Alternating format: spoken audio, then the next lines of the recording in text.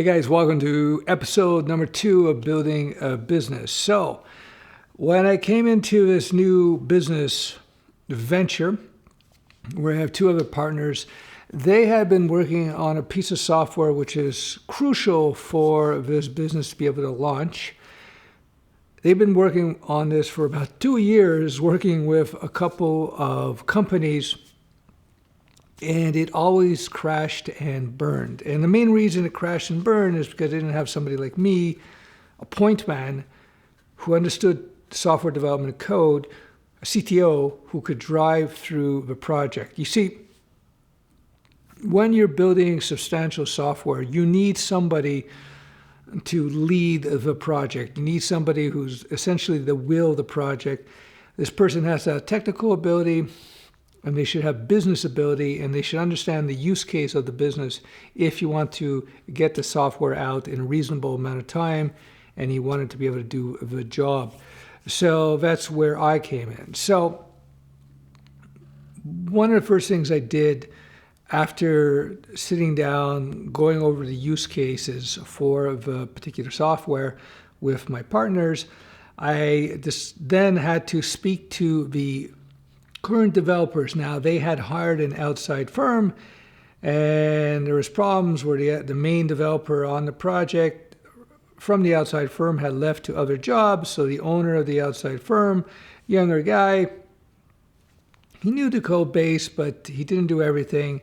And when I went in there and started talking to him and looking over the code base, there's a couple of things about the code base. First of all, I wasn't totally up to date with regards to what they were doing, not my wheelhouse, if you will. I don't have the time to start learning new stacks because I'm not a developer by trade. I manage projects now. But I knew at least the overview of what was going on, and I understood the basic structure. So I looked at it. The code was clean, but the architecture was messy. And the reason the architecture was messy is because they did not do a thorough enough, the developer team and the owners, the clients did not do a good enough job speccing out the application. So what happened is they kind of did a very rushed job. They put out something that was barely functional. And then, of course, the owners are like, well, we need to do this, we need to do that, we need to do this. So instead of stepping back and going, okay, hold on, let's figure out exactly what the totality of the thing is going to do, whether it be in this version 1 or version 3, so we can sort of put together a proper architecture.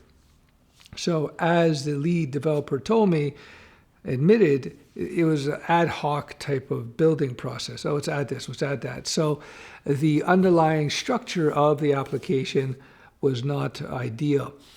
So now I'm faced with a choice. We have an application that's half built, if you will. It's a little Frankensteinish in terms of the architecture, although the code that they wrote was clean and good code, but the architecture is Frankensteinish. So after they've invested all this time and effort into it, I'm going to have to decide whether or not it makes sense to leverage that code base and try and build off of it, try and clean it up or salvage or build around it with facade maybe. Facade is a design pattern, so you just sort of ignore the underlying stuff and you kind of build around it. That might be doable, and it might have a short-term advantage in that you get to reuse all that code that was written. On the other hand, that architecture may be so hodgepodge, may be such a mess, but it might make sense just to rebuild from scratch. And so it really depends on a bunch of factors that has to be evaluated. I've dealt with this actually a long time ago, and I've talked about this where I was brought in to fix actually an early social network. And it had been written in Perl CGI. They had spent a year or two on it, I forget now, it's been a long time, and they just couldn't get it to work. So I went in there, looked at the code base, it was a mess. Back in the 90s, Perl CGI was just a disaster for the most part. It was, developers were not nearly sophisticated in many ways, especially in terms of architecture as they are today. Anyway, I went into that project and I looked at the code base. I said, oh, this is such a mess.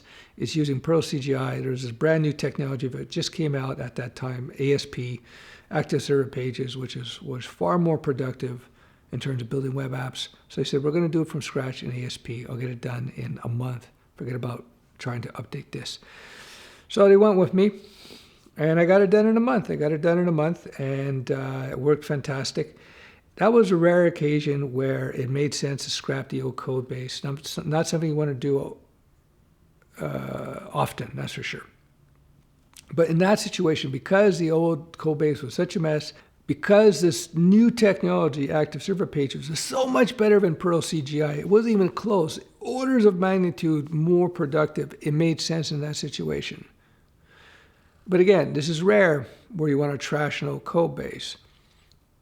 So with the current code base, I still haven't made the decision whether or not to scrap it, because it's good stuff, in many respects. It's React and uses, it's an SQL-based system, but it's React. And I forget the other aspects of the architecture. It's not something I work with, and I'm trying to remember its name. Maybe I'll put it here if it doesn't come to mind. Anyway, the point is, it's an architecture I'm not terribly familiar with. So I have to poke around a bit deeper than I normally would to be able to figure out whether or not it makes sense to rescue that code base. If it was MVC, Java, or Django, or Python, or Python, PHP, or C#.NET, or if it was a traditional MVC type of web app, full stack app, it literally take me 15 minutes to figure out whether or not it was worth saving. This thing is a different architecture, and it could have been done MVC style.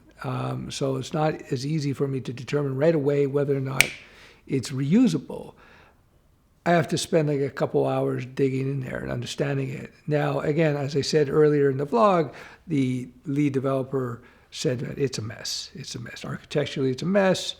And he gave all kinds of reasons, and some of his complaints were warranted, I would say. But that being said, so we're looking at a decision now. Do I scrap the current code base? Do I try to build off of it? See if I can rescue that, and maybe in rescuing it, I might be able to save money, but on the other hand, it might lay some time bombs in the application that could come to bite us down on the butt 2 years from now, 3 years from now. It might be better to architect from scratch. So before I make that decision, what I'm doing now is I'm talking to a couple of firms, and I'm putting together a specification, giving them the code base. And since they're going to be writing the code, I figured, I'm going to let their developers decide what they want to do, what they think is best. 2 different firms, going to get quotes. I'm going to also see what they say in terms of their technical opinions about how to proceed in terms of what the implementation would be. And that's pretty much it. So that's the end of episode 2 of Building Your Business. Taking a legacy code base that's still not fully functional, far from it, whether to build off of that or to re-architect from scratch. Now you understand the variables I have to contend with when making that decision as a CTO. In the next episode, hopefully, I'll have an answer in terms of what I did.